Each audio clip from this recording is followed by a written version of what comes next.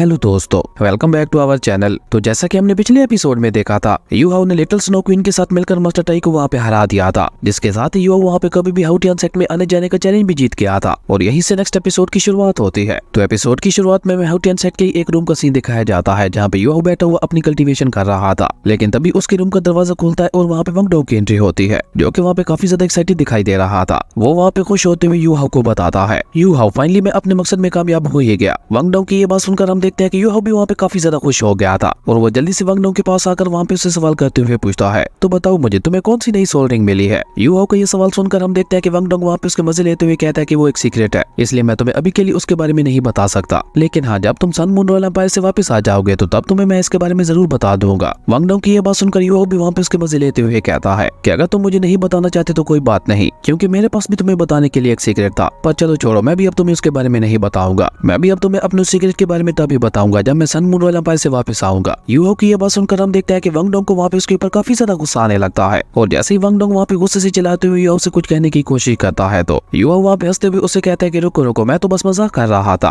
और ये कहकर यू हाउ वहाँ पे लिटिल स्नो क्वीन को बाहर आने के लिए कहता है, जहाँ लिटिल स्नो क्वीन बाहर आती यू हाउ के पीछे जाके छुप गई थी, क्योंकि वंगडोंग को देखकर उसे वहाँ पे काफी ज्यादा शर्म आ रही थी। जबकि वंगडोंग भी पहले तो वहाँ पे लिटिल क्वीन के ऊपर ध्यान नहीं देता, लेकिन जब वो वहाँ पे गौर से उसे देखता है तो उसे भी वहाँ पे एक बहुत बड़ा झटका लगता है। लेकिन उसी के साथ साथ वो वहाँ पे लिटिल स्नो क्वीन को देखकर काफी ज्यादा खुश भी हो गया था। वो वहाँ पे यू हाउ से उसके बारे में सवाल करते हुए पूछता है कि आखिर ये क्यूट सी लिटिल गर्ल कौन है, जिसपे यू हाउ उसे वहाँ पे जवाब देने के बजाय लिटिल स्नो क्वीन को वहाँ पे वंगडोंग के पास जाने के लिए कहता है। यू हाउ का इशारा पाकर हम देखते हैं कि लिटिल स्नो क्वीन भी धीरे धीरे वहाँ पे शर्माते हुए वंगडोंग की तरफ जाने लगी थी। लेकिन अभी तक भी उसे वहाँ पे वंगडोंग से काफी ज्यादा शर्म आ रही थी, जो देखकर तो वंगडोंग भी वहाँ पे बिल्कुल एक छोटे बच्चे की तरह स्नो क्वीन के साथ खेलने लगा था। इवन वो वहाँ पे स्नो क्वीन को खुश करने के लिए कुछ बटरफ्लाइज को भी समन करने लगा था, जैसे लिटिल स्नो क्वीन भी वहाँ पे काफी गौर से देख रही थी। और जब वो वहाँ पे एक साथ इतनी सारी बटरफ्लाइज को देखती है तो वो भी वहाँ पे काफी ज्यादा खुश हो गई थी। और लिटिल स्नो क्वीन वहाँ पे इन सभी बटरफ्लाइज के साथ खेलने लगी थी, जो देखकर यू हाउ वहाँ पे वंगडोंग से कहता है कि तुमने तो काफी जल्दी इसके साथ दोस्ती कर ली। और उसी के साथ यू हाउ वहाँ पे लिटिल स्नो क्वीन के भी मजे लेते हुए कहता है, क्या हुआ तुम्हें, अब तुम्हें ये अच्छा लगने लग गया है, कहीं अब तुम अपना फादर भी इसे ही तो नहीं बना लोगी। यू हाउ ने यहाँ पे खुद को फ्लो फ्लो में उसका डैड बोल दिया था। और जब वंगडोंग को वहाँ पे इस बारे में पता चलता है तो उसे वहाँ पे एक बहुत बड़ा झटका लगता है। वो अचानक ही वहाँ पे अपनी जगह पे खड़ा होते हुए गुस्से से यू हाउ से कहता है, क्या कहा तुमने, क्या तुम इसके डैड हो, आखिर तुम्हारी बेटी कब पैदा हो गई। वहीं वंगडोंग को इस तरह से गुस्से में आते हुए देखकर तो बेचारी लिटिल स्नो क्वीन भी वहाँ पे डर गई थी, जो देखकर यू हाउ उसे वहाँ पे शांत करवाते हुए कहता है कि रुको रुको, इतना जरा गुस्सा मत हो, पहले मेरी पूरी बात तो सुन लो। और ये कहकर यू हाउ वहाँ पे वंगडोंग को सब कुछ बताने लगा था कि उसके जाने के बाद हाउटियन सेक्ट में क्या क्या हुआ था। और जिस अंदाज में यू हाउ वंगडोंग को सारी कहानी सुना रहा था वो देखने में वाकई काफी ज्यादा फनी लग रहा था। खैर उसके बाद सीन चेंज होता है, हमें हाउटियन सेक्ट के आउटर एरिया का सीन दिखाया जाता है, जहाँ यू हाउ से हारने के बाद मास्टर टाई वहाँ पे काफी ज्यादा गुस्से में दिखाई दे रहे थे। और अपने गुस्से को शांत करते हुए उन्होंने वहाँ पे जंगल में एक बहुत ही ज्यादा पावरफुल अटैक करते हुए जंगल के काफी बड़े एरिया को भी तबाह कर दिया था। हालांकि वो हाउटियन सेक्ट के आउटर एरिया में थे, लेकिन उसके बावजूद भी हम देखते हैं कि मास्टर टाई के इस पावरफुल अटैक की वजह से पूरा हाउटियन सेक्ट वहाँ पे हिलने लगा था। और बेचारे हाउटियन सेक्ट के सभी डिसेबल्स को तो अब वहाँ पे इसकी आदत हो चुकी थी। जबकि वह दूसरी तरफ हम देखते हैं कि मास्टर नीटियन वहाँ पे मास्टर टाई के पास आते हुए उससे कहते हैं, क्या तुम अभी तक भी यू हाउ से हारने की वजह से गुस्सा हो। जिसपे मास्टर टाई जवाब देते हुए कहते हैं कि नहीं, अब मैं थोड़ा बेहतर फील कर रहा हूँ। जिसमें मास्टर नीटियन भी वहाँ पे स्माइल करते हुए उससे कहते हैं कि तुम नहीं सुधरने वाले, अपने गुस्से को शांत करने के लिए तुमने इस पूरी जगह को तबाह कर दिया। जबकि वह दूसरी तरफ हम देखते हैं कि यू हाउ ने वहाँ पे वंगडोंग को सारी कहानी सुना दी थी, जिसे सुनकर वंगडोंग वहाँ पे चौंकते हुए यू हाउ से कहता है, तो इसका मतलब है कि तुम्हारे पास नॉर्दर्न एरिया के 3 किंग्स में से 2 की सोल रिंग मौजूद है और ये लिटिल स्नो क्वीन भी उन्हीं में से एक है। और इस लिटिल स्नो क्वीन के साथ साथ हमारे पूरे हाउटियन सेक्ट को बचाने के लिए तुम्हारे टीचर ने अपना सैक्रिफाइस दे दिया। ये तो वाकई बहुत ही ज्यादा दुख की बात है। और ये कहकर वंगडोंग वहाँ पे यू हाउ से कहता है कि मेरे ख्याल से अब तुम्हें अपने टीचर की सीक्रेट सोल टेक्निक को लेकर ही आगे बढ़ना चाहिए। वंगडोंग की ये बात सुनकर हम देखते हैं कि यू हाउ भी वहाँ पे जवाब देते हुए कहता है कि हाँ, मैं भी यही सोच रहा था। और हो सकता है इस सीक्रेट सोल टेक्निक को पूरी तरह से मास्टर करने के बाद मुझे किसी भी सोल बीस्ट की सोल रिंग को हासिल करने के लिए उसे मारना ही ना पड़े। और अगर ऐसा हो जाता है तो फिर तो सोल रिंग्स को हासिल करने का मसला ही खत्म हो जाएगा। यू हाउ की ये बात सुनकर हम देखते हैं कि वंगडोंग भी वहाँ पे एक्साइटेड होते हुए उससे कहता है कि इस काम में मेरा हाउटियन सेक्ट भी तुम्हारी पूरी मदद करेगा। खैर उसके बाद सीन चेंज होता है, हमें अगले दिन का सीन दिखाया जाता है, जहाँ वंगडोंग और यू हाउ दोनों ही वहाँ पे हाउटियन सेक्ट से वापस जा रहे थे। और वंगडोंग वहाँ पे आखिरी बार अपने दोनों फादर से मिलते हुए उन्हें वहाँ पे अलविदा कह रहा था, जहाँ वंगडोंग के जाने से पहले मास्टर टाई उसे वहाँ पे कुछ पैसे भी दे देते हैं, जो देखकर वंगडोंग ने वहाँ पे खुश होते हुए जल्दी से उन्हें वहाँ पे अपने गले लगा लिया था। और मास्टर टाई को गले लगाने के बाद वो मास्टर नीटियन से भी गले लगता है, जहाँ मास्टर नीटियन उसे वापस अकेडमी में जाकर अपना ख्याल रखने के लिए कहते हैं। अपने फादर की ये बात सुनकर हम देखते हैं कि बेचारा वंगडोंग वहाँ पे काफी ज्यादा इमोशनल हो गया था, लेकिन उसे जाना तो था ही, इसलिए वो उन दोनों को अलविदा कहते हुए जल्दी से वहाँ से निकल जाता है, जो देखकर यू हाउ भी वहाँ पे उन दोनों को ग्रीट करते हुए जल्दी से वहाँ पे वंगडोंग के पीछे चला गया था। खैर उसके बाद सीन चेंज होता है, हमें शाम से थोड़ी देर पहले का सीन दिखाया जाता है, जहाँ वो दोनों ही सफर करते हुए हाउटियन सेक्ट से तो काफी दूर आ चुके थे। और इस पूरे रास्ते में वांग डोंग ने यूहो से कोई भी बात नहीं की थी, क्योंकि वांग डोंग को यह बात अच्छी तरह से पता थी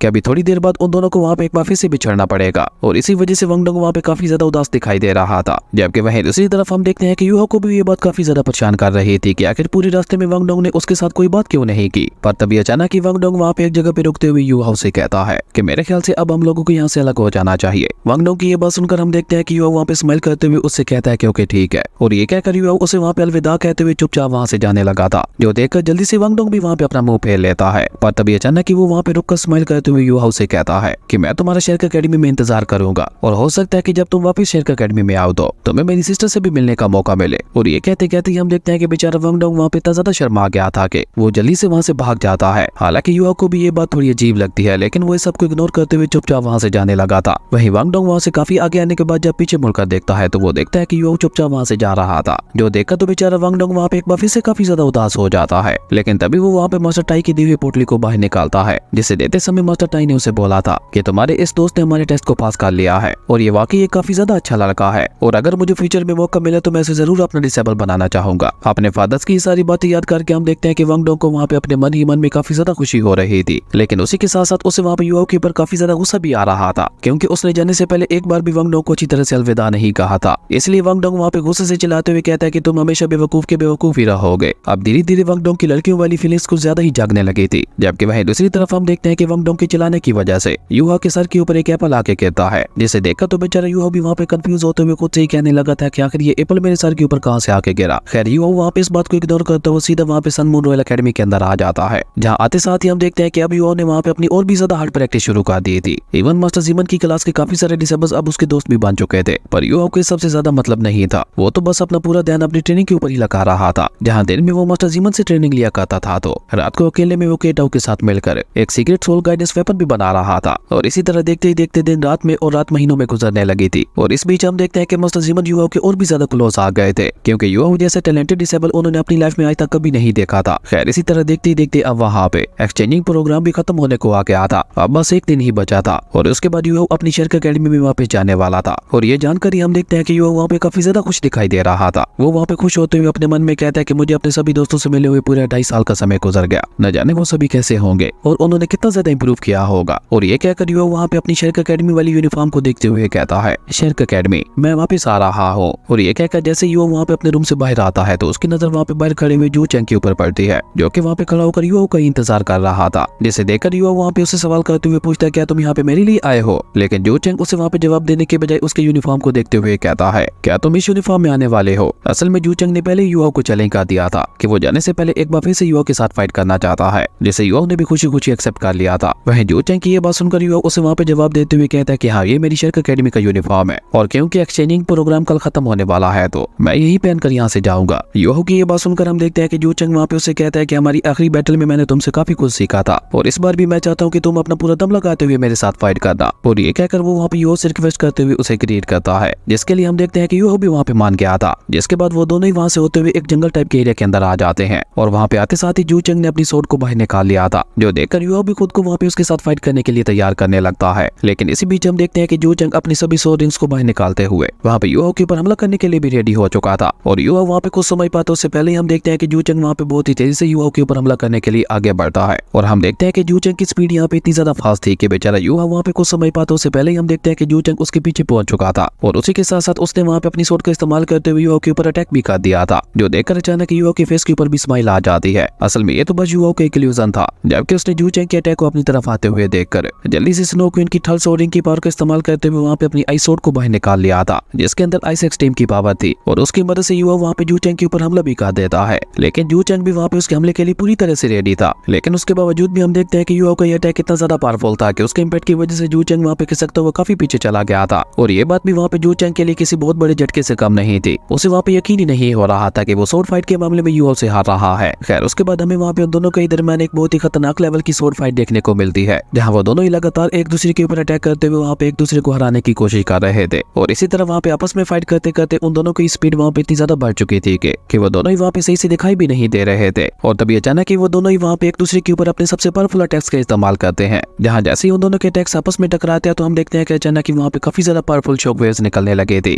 लेकिन यूहो यहाँ पे अपने इस पावरफुल अटैक के साथ जू चैंग के स्पेस डोमेन को तोड़ते हुए वहाँ पे बाहर आ आ चुका था, जो देखकर यू चैंग को वहाँ पे एक बहुत बड़ा झटका लगता है। इसलिए हम देखते हैं कि वो वहाँ पे आगे फाइट कंटिन्यू नहीं करता और उसने अपनी सोट को वहाँ पे वापस रख लिया था। और वो वहाँ पे अपनी सोट को वापस रखते हुए यू से कहता है कि आखिर तुम ये किस तरह की सोट का इस्तेमाल कर रहे थे, तुम्हारी ये सोट वाकई काफी ज्यादा शार्प थी। और जो चैंग कैसा कहती है, हम देखते हैं कि वहाँ पे आसपास के मौजूद सभी दरख्त भी वहाँ पे कट के गिरने लगे थे, जो देखकर युवा भी वहाँ पे उसकी तारीफ करते हुए कहता है कि तुम्हारी सोट माइंड टेक्निक तो और भी ज्यादा पावरफुल हो चुकी है, जिसका मतलब है कि तुमने स्पिरिचुअल पावर और सोल पावर के बीच की मिस्ट्री को सोल्व कर लिया है और उन दोनों को आपस में मर्ज करते हुए तुमने खुद को इतना ज्यादा पावरफुल बनाया है, तुम वाकई एक ट्रू स्वॉर्डमैन कहलाने के लायक हो। खैर उसके बाद सीन चेंज होता है, हम युवा और जू चैंग को देखते हैं, जो कि दोनों ही वापस आ चुके थे और वहाँ पे दोनों ही दोस्तों की तरह एक दूसरे के साथ टाइम स्पेंड कर रहे थे। तभी युवा वहाँ पे जू चैंग से सवाल करते हुए पूछता है कि फाइट के दौरान तुमने मेरे ऊपर जिस डोमेन फील्ड का इस्तेमाल किया था उसका नाम क्या है, जिसपे जू चैंग युवा को जवाब देते हुए कहता है कि मैंने उसका नाम लोनली रखा है। और ये कहकर जू चैंग वहाँ पे युवा से सवाल करते हुए पूछता है कि तुम्हारी उस कोल्ड एक्सट्रीम वाली टेक्निक का क्या नाम था, जिसपे युवा उसे वहाँ पे जवाब देते हुए कहता है कि वो स्किल मुझे अभी अभी मिली है, इसलिए मैंने अभी तक उसका कोई भी नाम नहीं रखा। युवा की ये बात सुनकर हम देखते हैं कि जू चैंग वहाँ पे थोड़ा उदास होते हुए कहता है कि अभी तक तो तुमने अपनी पूरी पावर का इस्तेमाल भी नहीं किया था और मैं उससे पहले ही तुमसे हार गया।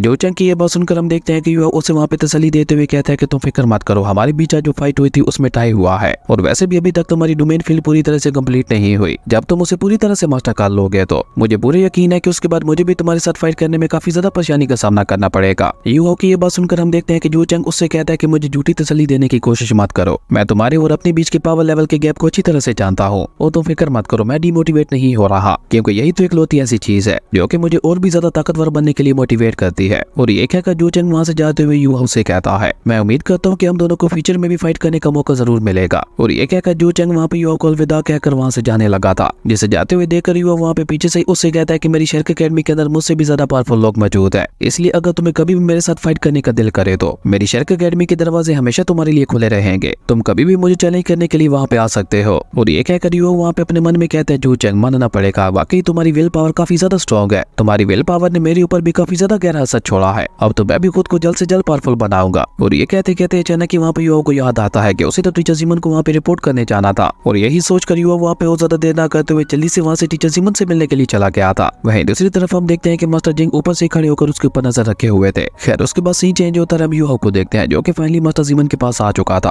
और वो उन्हें वहाँ पे अपने सारी आइडियाज और स्ट्रक्चर्स दिखा रहा था, जिन्हें देखकर तो टीचर जिमन भी वहाँ पे उसे काफी ज्यादा इंप्रेस दिखाई दे रहे थे। और उसके सभी आइडियाज को देखने के बाद टीचर जिमन वहाँ पे उसकी तारीफ करते हुए कहते हैं कि इन सभी में कोई भी फॉल्ट नहीं है। और ये कहकर टीचर जिमन वहाँ पे युवा की तारीफ करते हुए कहते हैं यू हाउ तुम्हारा टीचर बनकर मुझे वाकई काफी ज्यादा खुशी हुई। पर ये कहकर अचानक ही वो वहाँ पे थोड़ा उदास होते हुए कहते हैं काश मैं हमेशा ही तुम्हें सिखा पाता, पर अफसोस ये एक्सचेंजिंग प्रोग्राम कल ही खत्म हो रहा है और कल मैं अपने एक बहुत ही अच्छे डिसेबल को खो देने वाला हूँ, जो कि मेरे लिए बहुत ही ज्यादा दुख की बात है। टीचर जिमन की ये सारी बातें सुनकर हम देखते हैं कि युवा भी वहाँ पे उनके पास जाकर अपना सर उनके सामने झुकाते हुए कहता है मैं भी आप जैसे एक टीचर पाकर बहुत ज्यादा खुश हूँ, शायद अगर आप ना होते तो मैं कभी भी सोल गाइडेंस वेपन्स को बनाने में इतना ज्यादा माहिर नहीं हो पाता, पर अगर आप अभी भी चाहे तो आप मेरे टीचर बने रह सकते हैं, क्योंकि अभी भी हमारे पास एक रास्ता है। असल में युवा यहाँ पे टीचर जिमन को अपने टैंक सेट को ज्वाइन करने के लिए कह रहा था। युवा की ये बात सुनकर टीचर जिमन उससे कहते हैं तो क्या तुम अभी भी मुझे टैंक सेट को ज्वाइन करवाने का सोच रहे हो, जिसपे युवा उन्हें वहाँ पे जवाब देते हुए कहता है कि हाँ बिल्कुल, और मैं आपके माइंड को चेंज करने के लिए इस आइडिया के ऊपर बहुत ज्यादा मेहनत भी कर रहा था। मुझे उम्मीद है कि आप जब मेरे बनाए हुए वेपन को देखेंगे तो आप भी काफी ज्यादा इंप्रेस हो जाएंगे, क्योंकि उस वेपन को मैंने टैंक सेट के साथ साथ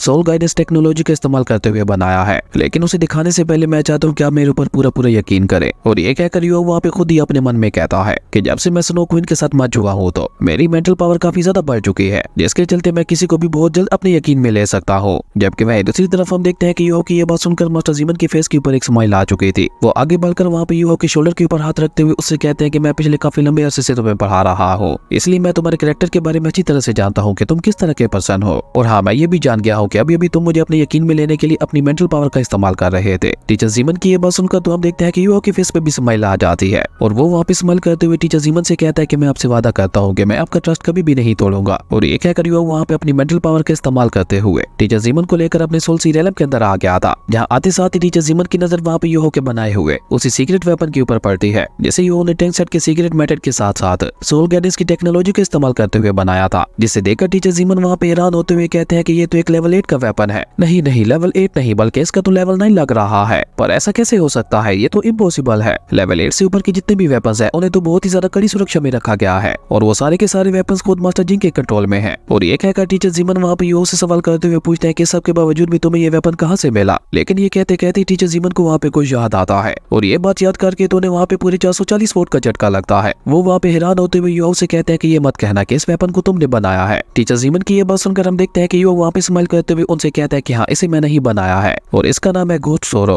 और ये कहकर युवा वहाँ पे टीचर जीमन से कहता है, क्या आपको नहीं लगता कि मैं यहाँ पे आपको बेवकूफ बनाने के लिए बस इस सोल गाइडेंस वेपन के शेल ही दिखा रहा हूँ। युवा की ये बात सुनकर हम देखते हैं कि टीचर जीमन वहाँ पे उससे कहते हैं कि लेवल 7 से ऊपर से जितने भी सोल गाइडेंस वेपन होते हैं उन सभी के अंदर अपनी एक सोल होती है और तुम्हारे इस सोल गाइडेंस वेपन का ऑरा तो बहुत ही ज्यादा पावरफुल और यूनिक दिखाई दे रहा है, इसलिए मुझे पूरे यकीन है कि ये फेक नहीं हो सकता। टीचर जीमन की ये बात सुनकर हम देखते हैं कि युवा अब वहाँ पे चैन की सांस लेता है और वो अपने मन में कहता है कि शुक्र है मैंने पहले ही इसके अंदर अपने अनडेड मैजिक को डाल दिया था, जिसके चलते टीचर जीमन भी इसके बारे में पता नहीं लगा पाए कि मेरा बनाया हुआ ये वेपन अभी तक पूरी तरह से कंप्लीट नहीं हुआ। पर एक बार मैं लेवल 70 पे पहुंच जाऊं तो उसके बाद मेरे लिए इस वेपन को कंप्लीट कर पाना कोई भी बड़ी बात नहीं होगी। पर अभी युवा वहाँ पे ये सब सोच ही रहा था कि तभी हम देखते हैं कि टीचर जीमन वहाँ पे युवा की तारीफ करते हुए कहते हैं कि यकीन नहीं हो रहा कि मुझे तुम्हारे जैसे कितना ज्यादा टैलेंटेड डिसेबल मिला है जिसने इतनी कम एज में इतने ज्यादा पावरफुल वेपन को रिफाइन कर लिया। आखिर तुमने इसे बनाया कैसे? जिसपे युवा ने वहाँ पे जवाब देते हुए कहता है कि ऑफकोर्स मेरे लिए भी इस वेपन को बना पाना इम्पॉसिबल था, पर मेरे टैंक सेट के लिए कोई भी बड़ी बात नहीं थी। भले ही हमारे टैंक सेट के हिडन वेपन्स बहुत समय पहले खत्म हो गए थे, लेकिन मैंने उन हिडन वेपन्स के अंदर से भी काफी सारे सीक्रेट्स को ढूंढ निकाला है और अपने उन सीक्रेट्स को मैंने सोल गाइडेंस वेपन्स के साथ मर्ज कर दिया और उसी की मदद से ही मैं इस कमाल के वेपन को बना पाया हूँ। अगर हम हमारे टैंक सेट के हिडन वेपन्स और सोल गाइडेंस वेपन्स को आपस में मर्ज कर दे तो हम लोग ऐसे ऐसे वेपन्स को क्रिएट कर सकते हैं जो कि किसी मिरेकल से कम नहीं होंगे, जिनके बारे में लोगों ने आज तक कभी सोचा भी नहीं होगा। युवा की ये बात सुनकर हम देखते हैं कि टीचर जीमन भी वहाँ पे स्माइल करते हुए उससे कहते हैं कि वाकई तुमने इस वेपन को बनाकर मुझे सरप्राइज कर दिया है। और ये कहकर तो टीचर जीमन भी वहाँ पे सोच में पड़ गए थे कि अब उन्हें आगे क्या करना चाहिए और काफी देर सोचने के बाद वो वहाँ पे युवा से कहते हैं कि अभी भी मैं तुम्हारे टैंक सेट को ज्वाइन करने के लिए प्रॉमिस नहीं कर सकता, लेकिन अगर तुम मुझे अपने इस बनाए हुए वेपन की ड्राइंग दे देते हो तो तुम फ्यूचर में मेरे नाम के ऊपर कोई भी रिसर्च कर सकते हो। टीचर जीमन की ये बात सुनकर हम देखते हैं कि युवा वहाँ पे स्माइल करते हुए उनसे कहता है, मास्टर आप जानते हैं कि मुझे आप में सबसे ज्यादा खास बात क्या लगती है? आपका सोल गाइडेंस वेपन के लिए प्यार। आप सोल गाइडेंस वेपन्स को तबाही के लिए नहीं बनाते बल्कि अपने प्यार की वजह से बनाते हैं और इतने समय तक आपसे ट्रेनिंग लेते हुए मैं आपके बारे में काफी कुछ समझ चुका हूँ। आप इन सोल गाइडेंस वेपन्स को लोगों के फायदे के लिए बनाना चाहते थे, न कि सन मून रॉयल एम्पायर की मिलिट्री के लिए। मैंने ठीक कहा ना? युवा की ये बात सुनकर हम देखते हैं कि बेचारे मास्टर जीमन को एक बहुत बड़ा झटका लगता है और उसी के साथ टीचर जीमन को वहाँ पे कुछ अर्से पहले का सीन याद आता है जहाँ टीचर जीमन ने एक बार अपने सन मून रॉयल एम्पायर के लोगों के लिए एक बहुत ही ग्रेट सोल गाइडेंस वेपन का निर्माण किया था, लेकिन मास्टर जिंग और एम्परर ने बहुत ही चालाकी से उस वेपन को अपनी सन मून रॉयल एम्पायर की आर्मी के लिए सील करवा दिया था और उसका इस्तेमाल अब बैटलफील्ड के अंदर होने वाला था ताकि वो लोग उस वेपन का इस्तेमाल करके अपने दुश्मनों को मारते हुए ज्यादा से ज्यादा फायदा उठा सके। पर इस हादसे ने टीचर जीमन को अंदर से पूरी तरह से तोड़ दिया था। उन्हें ये बात बिल्कुल भी पसंद नहीं आई थी और उसके बाद से लेकर अब तक उन्होंने किसी भी सोल गाइडेंस वेपन का आविष्कार नहीं किया। और यही सब याद करके टीचर जीमन वहाँ पे युवा से कहते हैं, मेरी हमेशा से यही सोच रही है कि सोल गाइडेंस वेपन्स को लोगों की भलाई के लिए बनाना चाहिए, न कि लोगों को खत्म करने के लिए। पर मैं चाहे इसके खिलाफ जितनी मर्जी आवाज उठा लूं, यहाँ पे एक ऐसी फोर्स मौजूद है जो कि यहाँ पे हमारी सन मून रॉयल एम्पायर की आर्मी को ज्यादा से ज्यादा ताकतवर बनाना चाहती है और यही बात मुझे पसंद नहीं है। टीचर जीमन की ये बात सुनकर हम देखते हैं कि युवा वहाँ पे उनसे कहता है कि हमारा टैंक सेट ऐसा बिल्कुल भी नहीं है। अगर आप हमारे टैंक सेट को ज्वाइन कर लेते हैं तो मैं आपसे वादा करता हूँ कि आपके बनाए हुए वेपन्स का कभी भी गलत इस्तेमाल नहीं होगा। आपको हमारे टैंक सेट का क्रॉस बहुत याद ही होगा। उसे सिर्फ सोल मास्टर्स ही इस्तेमाल नहीं कर सकते थे बल्कि आम लोग भी अपनी रक्षा के लिए इस्तेमाल कर सकते थे। इसी से आप अंदाजा लगा सकते हैं कि हमारा टैंक सेट सभी लोगों को एक तरह से ही ट्रीट करता है। युवा की ये बात सुनकर हम देखते हैं कि टीचर जीमन वहाँ पे एक बार फिर से सोच में पड़ गए थे और वो युवा से कहते हैं कि मुझे अभी भी सोचने के लिए कुछ समय चाहिए। टीचर जीमन की ये बात सुनकर हम देखते हैं कि युवा वहाँ पे खुश होते हुए उनसे कहते हैं कि आप जितना समय लेना चाहते हैं ले ले, मेरे टैंक सेट के दरवाजे हमेशा आपके लिए खुले रहेंगे। और ये कहकर युवा उन्हें वहाँ पे अलविदा कहते हुए वहाँ से जाने लगा था। खैर उसके बाद सीन चेंज होता है, मास्टर जिंग को देखते हैं जिसे एक मास्टर आकर बताता है कि कल के एक्सचेंजिंग प्रोग्राम की सारी तैयारियां हो चुकी हैं। उस मास्टर की ये बात सुनकर हम देखते हैं कि मास्टर जिंग वहाँ पे स्माइल करते हुए उससे कहते हैं कि बहुत अच्छे, हमें बस तब तक वेट करना है जब तक शेरक एकेडमी के वो डिसेबल्स हमारे सन मून रॉयल एम्पायर से बाहर नहीं निकल जाते। एक बार वो लोग हमारे सन मून रॉयल एम्पायर से बाहर निकल गए तो फिर हमारा उनके साथ कुछ भी लेना देना नहीं है। और ये कहकर मास्टर जिंग वहाँ पे एक डेविल स्माइल करते हुए कहते हैं, यू हाउ, अब तुम्हें कौन बचाएगा। और इसी कमाल के सीन के साथ हमारी अमेजिंग एपिसोड यहीं पे खत्म हो गया था। दोस्तों अगर आपको ये वीडियो अच्छी लगी तो लाइक कर दें और अगर चैनल पे नए आए तो सब्सक्राइब करते जाना। तो मिलते हैं एक नई वीडियो में, तब तक के लिए बाय।